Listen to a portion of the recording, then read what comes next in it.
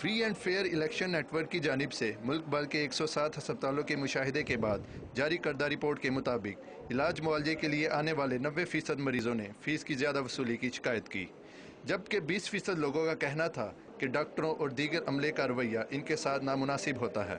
27% جو interviewed patients تھے انہوں نے کہا کہ ہمیں ڈاکٹر کا رویہ پسند نہیں آیا، جس طرح وہ انہیں ٹریٹ کر رہا ہے تو وہ اس کو لائک نہیں کرتے تھے۔ جبکہ اس رپورٹ کی تائید مریض بھی کرتے نظر آتے ہیں۔ صبح ہم اسپتال میں آئے جی تو پہلے بولتے ہیں دوسری بلڈنگ میں جاؤ، ادھر جا کے ڈاکٹر کو دکھاؤ، ادھر پرچی بنایا، ڈاکٹر کے پاس گیا، ینگ ڈاکٹر تھا، وہ بولتا ہے یہ نا تم تو پہلے بھی آیا تھا۔ میں نے کہا ہاں جی پچھلے مہینے میں آیا تھا۔ کہتا ہے کیا تکلیف ہے؟ میں نے کہا جی سر میں چکر آ رہے ہیں، جسم میں درد ہے۔ تو اس نے طنزیہ انداز میں یہ شعر لکھا کہ یہ تو وہی جگہ ہے گزرے تھے ہم جہاں سے۔ رپورٹ کے مطابق 84% ہسپتالوں میں مقرر شدہ فیس سے زیادہ کی وصولی اور 17% ہسپتالوں میں ادویات باہر سے لینے کی شکایات کی گئی ہیں۔ دوائیوں کے حساب سے اگر آپ بات کرتے ہیں نا، اگر ہمیں ایک سٹک بھی لینی ہے نا، ایک سرنج بھی لینی ہے تو وہ بھی باہر سے لکھ کے دے دیتے ہیں، ٹھیک ہے۔ اس کے علاوہ باقی بھی کوئی اتنا خاص انتظام نہیں ہے۔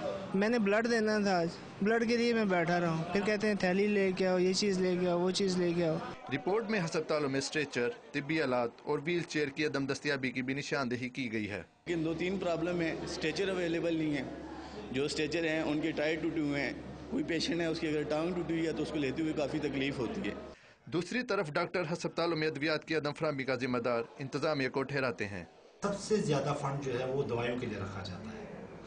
اگر اس دوائیوں کے فنڈ کو دوسری کسی جگہ میں استعمال نہ کیا جائے تو میں سمجھتا ہوں کہ سرکاری ہسپتالوں میں دوائیاں وافر انداز میں مل سکیں۔ سرکاری ہسپتالوں کی اکثر انتظامیہ نے مالی اخراجات اور مقررہ عملے کی تفصیلات فراہم کرنے سے انکار کیا۔